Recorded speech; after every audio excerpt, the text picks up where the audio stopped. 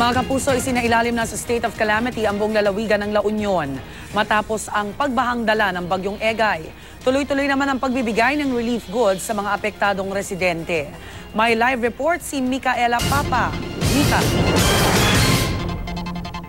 Rhea, mula nga kagabi at hanggang sa mga sandaling ito ay manakanakang pag-ulan na katamtaman ng lakas, pati na yung katamtaman ng lakas ng hangin ng nararamdaman dito sa bayan ng Bawang sa La Union. At katulad nga ng sinabi mo, kahapon pa ay sinailalim na sa state of calamity ang buong lalawigan ng La Union.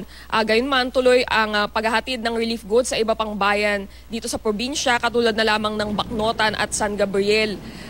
Sa ngayon ay wala pang announcement kung nagkansela na nga ng klase itong mga kada munisipyo ng La Union na wala kasing storm signal na nakataas dito sa buong lalawigan. Gayunpaman, 24 oras nang nakatutok yung Provincial Disaster Risk Reduction and Management Office at patuloy nga yung kanilang pagmi-meeting para malaman kung ano yung mga kailangan palang gawin na operations, whether rescue or relief operations, at ano yung mga kailangan nilang gawin na paghahanda para dun sa inaasahang malakas uli na pag-ulan kasabay nitong pagpasok ng bagong bagyo na papangalanan ng bagyong Falcon dito sa Philippine Area of Responsibility. So sa ngayon nga humupa na yung baha sa maraming bayan at ang mga evacuees ay nagsiuwian na sa kanilang mga bahay.